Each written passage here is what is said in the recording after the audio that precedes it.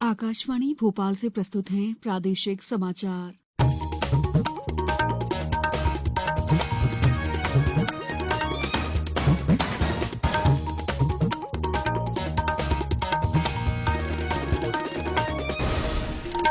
नमस्कार, समाचारों के साथ मैं दीपा सिंह। मुख्यमंत्री शिवराज सिंह चौहान ने आज सीधी जिले में मुख्यमंत्री जन सेवा अभियान के अंतर्गत आयोजित स्वीकृति पत्र वितरण कार्यक्रम का शुभारंभ किया। इस अवसर पर मुख्यमंत्री ने कहा कि सीधी जिले के मझौली विकासखंड में खजुरिया ग्राम पंचायत में समदा ग्राम पंचायत से लगी 100 एकड़ जमीन पर एक गौ अभ्यारण्य बनाया जाएगा। उन्होंने बताया कि सीधी जिले में अलग अलग योजनाओं में 1,37,003 आवेदन आए थे। एक साथ इतने आवेदन प्राप्त होने के बाद लाभ पहुंचाने का काम आजादी के बाद से आज तक नहीं हुए। मुख्यमंत्री ने रामपुर नैकिन के प्रभारी तहसीलदार और तत्कालीन जिला शिक्षा अधिकारी को सस्पेंड करने के निर्देश देते हुए कहा कि लोकतंत्र मतलब जनता का राज। जनता को अपने काम के लिए दफ्तरों के चक्कर न लगाना पड़े। हमने तय किया है कि जनता दफ्तर नहीं जाएगी। कर्मचारी और अधिकारी हर पंचायत में जाएंगे और जनता की समस्याओं का समाधान करेंगे। मुख्यमंत्री अब से कुछ समय बाद केंद्रीय सड़क परिवहन और राजमार्ग मंत्री नितिन गडकरी के साथ रीवा में प्रदेश की सबसे चौड़ी अत्याधुनिक सुविधाओं से युक्त 6 लेन टनल का लोकार्पण करेंगे।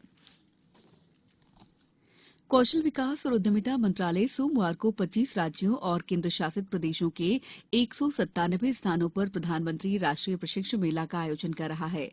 मेलों में विभिन्न क्षेत्रों की कई कंपनियां भाग ले रही हैं। ये कंपनियां स्थल पर ही प्रशिक्षुओं का चयन करेंगी। जिन उम्मीदवारों ने 5वीं से 12वीं तक की परीक्षा पास की है और कौशल विकास प्रमाण पत्र है या ITI के डिप्लोमाधारी और स्नातक इस मेले में भाग ले सकते हैं।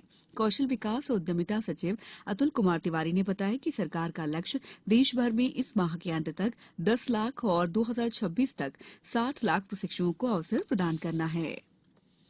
सरकार ने कहा है कि इस साल रबी फसलों की बुआई क्षेत्र में पिछले वर्ष इसी अवधि की तुलना में 15% की वृद्धि हुई है। कृषि मंत्रालय ने कहा है कि रबी फसल के अंतर्गत बुआई क्षेत्र 457 लाख हेक्टेयर से बढ़कर 526 लाख हेक्टेयर हो गया है। बुआई क्षेत्र में वृद्धि सभी फसलों में हुई है, लेकिन गेहूं की बुआई क्षेत्र में सबसे अधिक वृद्धि हुई है। मंत्रालय ने कहा है कि बुआई क्षेत्र के बढ़ने और अधिक उत्पादन होने से देश में अनाज उत्पादन में नई उपलब्धि हासिल होगी। अधिक उत्पादन और लाभकारी मूल्य मिलने से किसानों की आय भी बढ़ेगी। केंद्रीय संस्कृत विश्वविद्यालय भोपाल के परिसर में मध्यप्रदेश छत्तीसगढ़ राज्य स्तरीय शास्त्रीय स्पर्धाओं का आज शुभारंभ हुआ। इस कार्यक्रम के उद्घाटन समारोह में मुख्य अतिथि और लाल बहादुर शास्त्री राष्ट्रीय संस्कृत विश्वविद्यालय नई दिल्ली के पूर्व कुलपति प्रोफेसर रमेश कुमार पांडे ने अपने उद्बोधन में कहा है कि संस्कृत भाषा और शास्त्र संरक्षण के लिए प्रतिस्पर्धाएं सराहनीय कार्य हैं। कार्यक्रम की सारस्वत अतिथि और महर्षि पतंजलि संस्कृत संस्थान भोपाल के भूतपूर्व सहायक निदेशक डॉक्टर सत्यजीत पांडे ने प्रतिभागियों को शुभकामनाएं दी। प्रथम दिवस में राज्य स्तरीय प्रतिस्पर्धाओं का प्रारंभ हुआ, जिसमें व्याकरण भाषा, वेदांत भाषण, आयुर्वेद भाषण, व्याकरण शलाका सहित तमाम प्रतियोगिताएं संपन्न हुई। आज मानवाधिकार दिवस है। ये दिन वर्ष 1950 से प्रतिवर्ष 10 दिसंबर को मनाया जाता है। इस वर्ष का विषय है सभी के लिए प्रतिष्ठा, स्वतंत्रता और न्याय। इस बीच उपराष्ट्रपति और राज्यसभा के सभापति जगदीप धनखड़ ने सभी लोगों से मानवाधिकार को बढ़ावा देने के लिए पारिस्थितिकी तंत्र बनाने की दिशा में काम करने की अपील की। अब कुछ समाचार संक्षेप में। सतना में पश्चिम मध्य रेलवे जोन के महाप्रबंधक सुधीर कुमार गुप्ता ने आज स्टेशन का निरीक्षण किया।